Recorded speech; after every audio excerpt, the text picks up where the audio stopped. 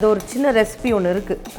அது சாப்பிட்டுட்டே வந்தீங்கன்னா ஒரு 5 days கொரோனாவது எவனும் பக்கத்துலேயே வரமாட்டான்.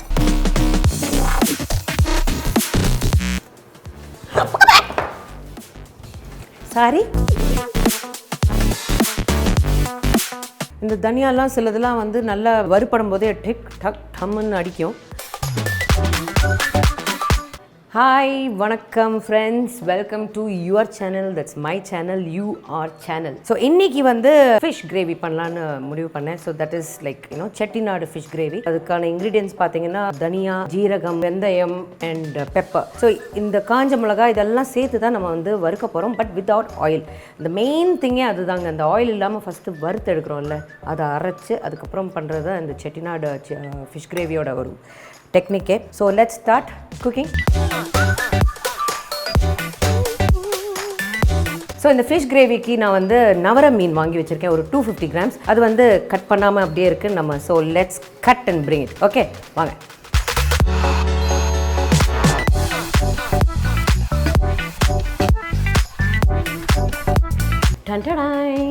சூப்பராக இருக்குது, நல்லா கட்டியாக ஃப்ரெஷ்ஷாக இருக்குது மீன். ஸோ நம்ம இப்போ ஃபஸ்ட்டு இதுக்கு தேவையான பொருள்லாம் நம்ம வந்து ஃப்ரை பண்ணி எடுத்துக்கலாம்.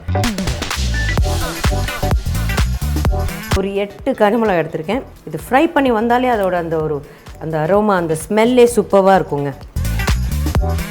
ஸோ காஞ்ச மிளகாய் வந்து கொஞ்சம் அங்கங்கே கருப்பாகும், யாச்சுனாலே எடுத்துடலாம் நம்ம. பட் இந்த எல்லாமே நம்ம வந்து தனித்தனியாக தான் வறுத்து எடுக்கிறோம், மொத்தமாக அப்படி போட்டு வறுத்து எடுக்கவே கூடாது. அடுத்து தனியா வந்து ஒரு 2 spoons எடுத்திருக்கேன். இந்த தனியாலாம் சிலதெல்லாம் வந்து நல்லா வறுப்படும் போதே டிக் டக் டம்முன்னு அடிக்கும். ஒரு நல்ல ஒரு கோல்டன் ப்ரௌன் கலரில் ஆகும் இந்த தனியா.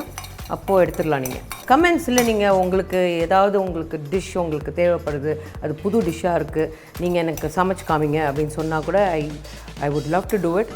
இது வறுக்கிறது மட்டும் தனித்தனியாக வறுக்கலாம், பட் ஆனால் மொத்தமாக எல்லாத்தையும் சேர்த்து போட்டுக்கலாம். சின்ன ஜீரகம், வெந்தயம் அண்ட் பெப்பர்.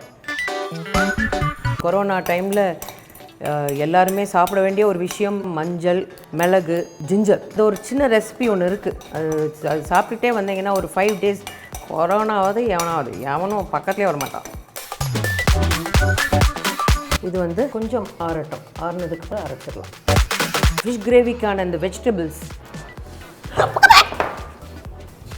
சாரி, வந்துச்சுல்ல, 2 times வந்துச்சுல்ல. Tell me. இப்போ கட்டிங் பண்ணலாம்.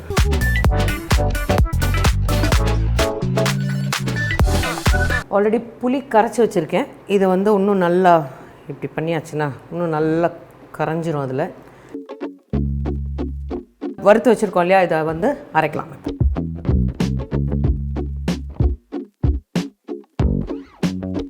நல்லெண்ணெய் ஒரு 2 spoon. இதில்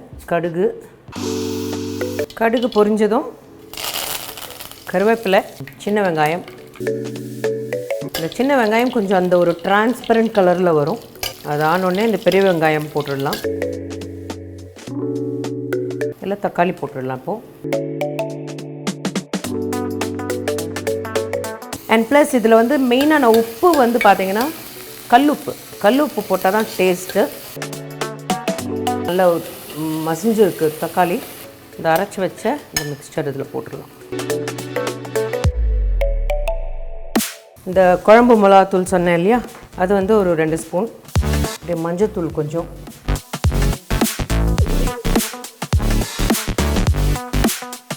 இந்த புளி தண்ணி ஊற்றிடலாம் நம்ம.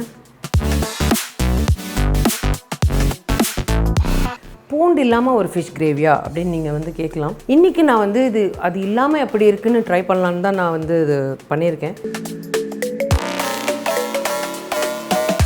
நல்லா சுண்டிடுச்சு, நல்லா திக்காக அந்த பச்சை வாசனையெல்லாம் போய் நைஸ், செம்மையாக இருக்குது ஸ்மெல். இப்போ என்ன பண்ணலாம், இது நல்லா ஹையில் வச்சுட்டு இந்த கொதிக்கிற நேரத்தில் இந்த மீன் எடுத்து இதில் போட்டுடலாம். இது சின்ன மீனுன்றதுனால இன்னும் டக்குன்னு வெந்துடும். பெருசாக இருந்தால் நமக்கு கொஞ்சம் ஒரு எக்ஸ்ட்ரா ஒரு 2 minutes வைக்கலாம். அண்ட் ப்ளஸ் இது மீன் போட்டதுக்கப்புறம் நம்ம கலரிக்கிட்டே இருந்தோம்னா அதிலே விட்டு வந்துடும். அதுவும் பண்ணக்கூடாது, பார்த்து கலருங்க. ஸோ வறுத்தரைச்ச Chettinad fish gravy is ready. So yummy, நல்ல டேஸ்டியாக இருக்குது. ஸோ இதை நீங்கள் ட்ரை பண்ணுங்கள் வீட்டில். மீண்டும் அடுத்த எபிசோடில் ஒரு இன்ட்ரெஸ்டிங்கான ஒரு எபிசோடோட உங்களை சந்திக்கிறேன். அது வரைக்கும் it's bye from your channel. By.